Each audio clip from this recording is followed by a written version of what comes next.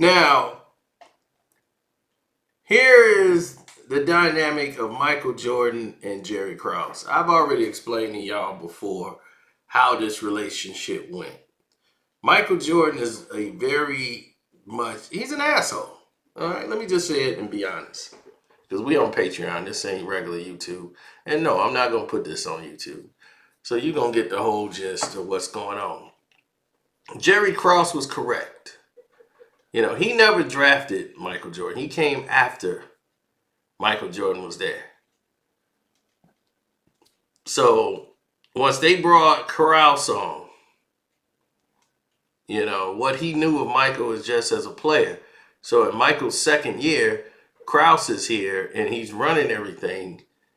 And they get off to a rough patch with this injury that he sustained early on in the second season that kept him out basically the whole second year. So he comes back with like 18 games to go in the season when the Bulls was urging that he sit out.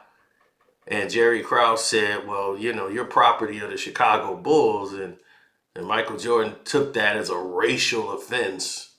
What does he mean that I'm property? Like I'm a slave? So, you know, Michael Jordan was already against Jerry Krause from the jump, you know, from that moment. And Reinsdorf is in there and Krause, and that's where the first butting of heads took place. As Michael said, we got a chance to make the playoffs.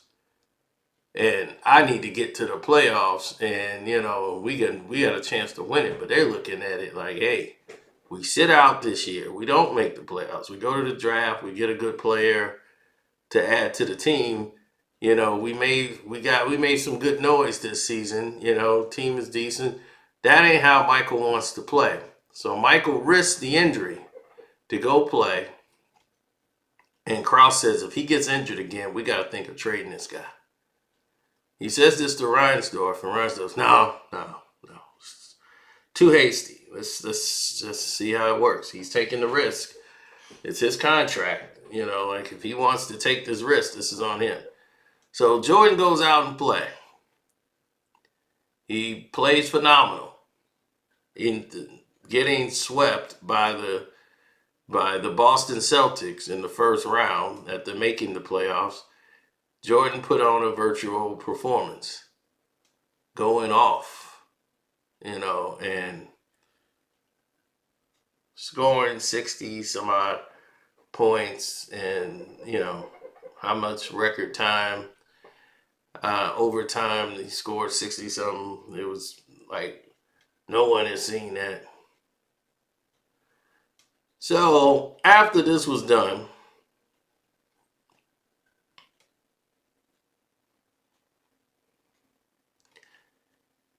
Michael Jordan felt, I'm in the driver's seat.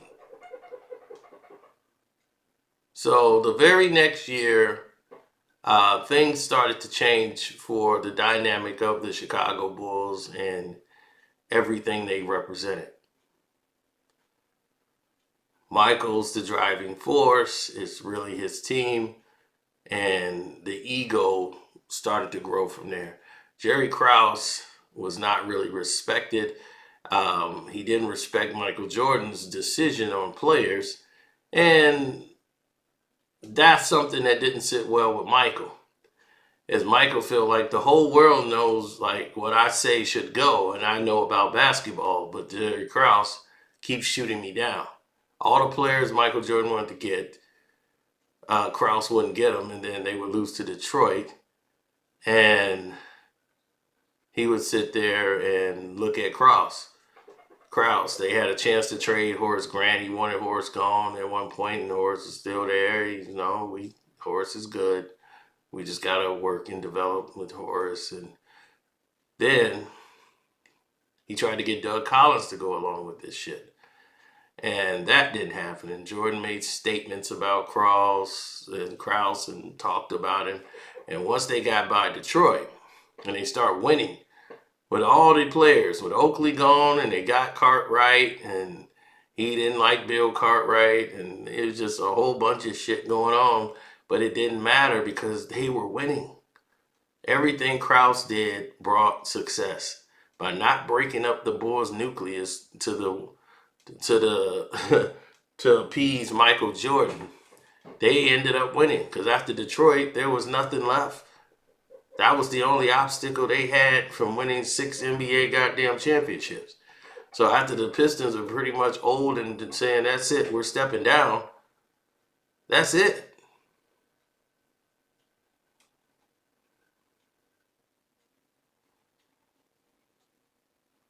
So Jerry Krause built this team instead of saying in hindsight, now that it's over, like, damn, Jerry was right.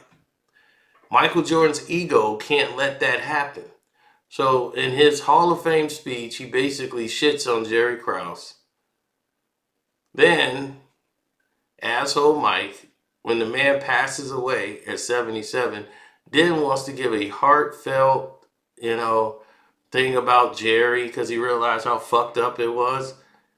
And now Jerry's wife, who's sitting there, and she is sitting there sad. First time she rarely goes out and definitely doesn't attend Chicago Bulls games. But to be there for her husband, who she misses, and have the Chicago Bulls fans boo Jerry Krause when he was responsible for bringing in the players that won 6 NBA championships was quite disrespectful.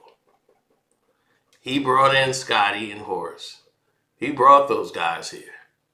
He brought all those players to surround Michael with so that they could play. They got Steve Kerr. They got all these players from Jerry Krause.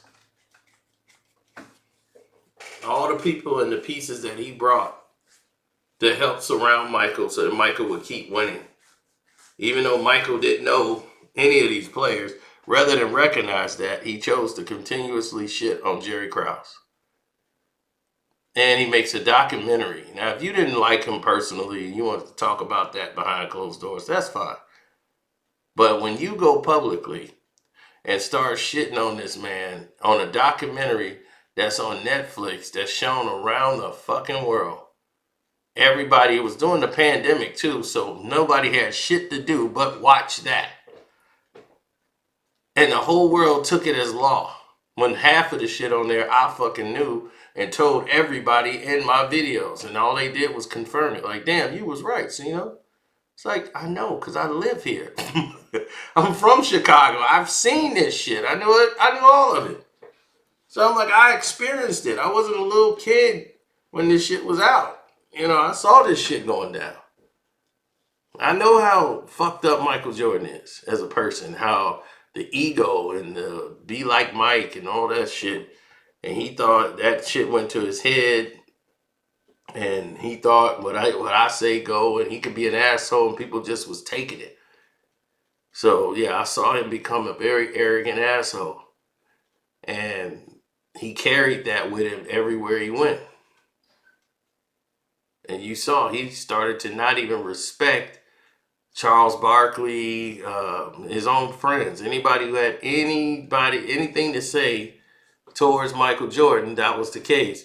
See, Tiger Woods don't fuck with him no more. It's a whole different thing. I'd already explained that to the fullest. Now, if you need to know anything more, I don't know what else you need to know about that.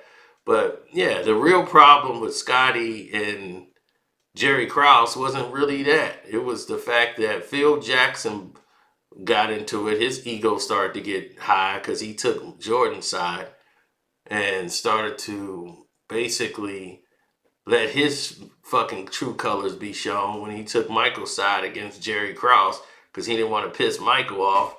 So Krause is like, okay, you want to go with that motherfucker? Then fine. We're going to get your arrogant ass up out of here because you don't have the power like Michael. We'll bounce your ass right out of here.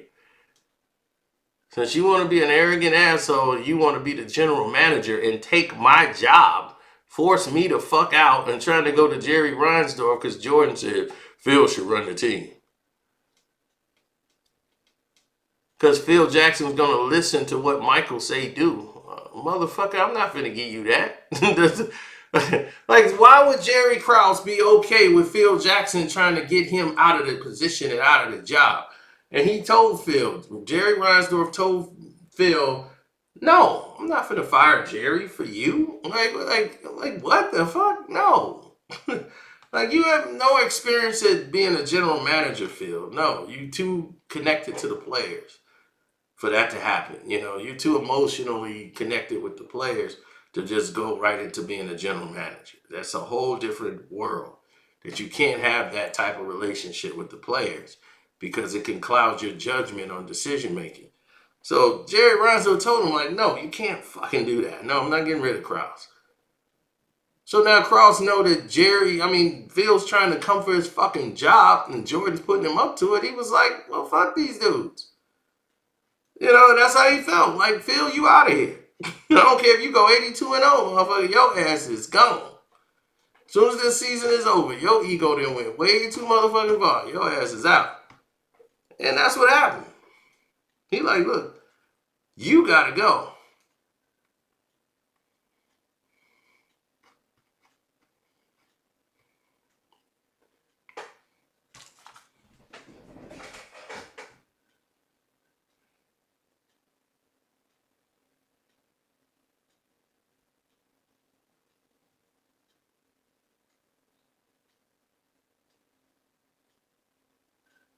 So that's what happened. You know, so now you know what happened over there. Hopefully you understand. I just got a message, so I gotta wrap this shit up. But that's what happened, man. It was simple as that. Jerry Krause was cheating on his wife and he started fucking Jenny Buss. And once he started fucking Jenny Buss, Phil started, when they was winning the championships, Phil started dressing different. He was a sloppy motherfucker. Now he's all GQ'd up.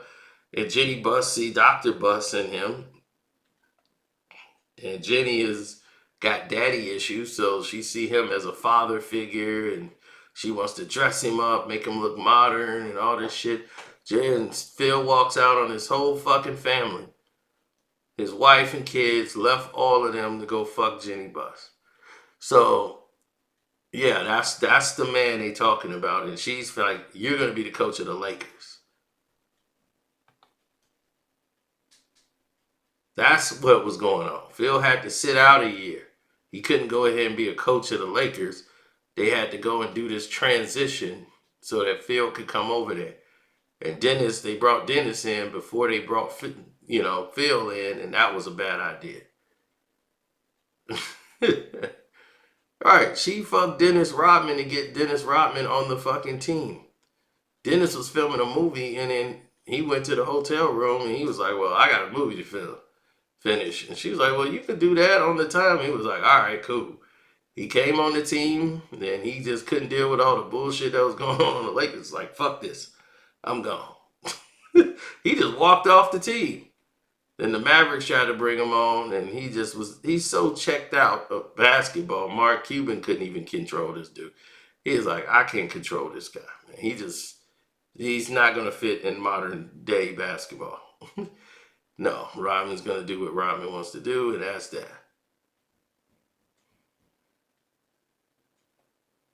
Yeah, Dennis was a mess. He was the menace at that point. And he was just spiraling. He didn't know what he wanted to do and how was he going to do it. But he was a celebrity. He was bigger than life when he played for the Bulls.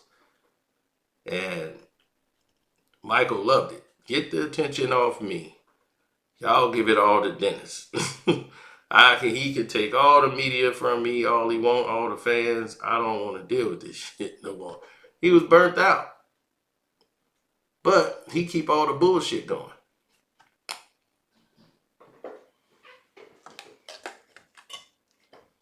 And his ego knows no bounds. He don't like to be embarrassed. He strike out at people. Typical Michael Jordan bullshit. So once the bad press came about what happened with Jerry's wife, he felt real bad about that. and he had to condemn it because he's like, hey, that guy did, he did help us win 6 championships, even though we might have some disagreements. But this is why you don't air out your personal shit. When the shit's over, it's over, dog. It's like, let that shit go. Because once you start harboring and hold on to it, you look ridiculous at your age now. Jerry died at 77. You in your 60s, dog. Let that shit go. It's like, why you hold on to it? Because then when they pass, you look like a dumbass for all the shit you didn't say. It's time to let this shit go. Move on. So, anyway, I'm out. Holler at y'all later.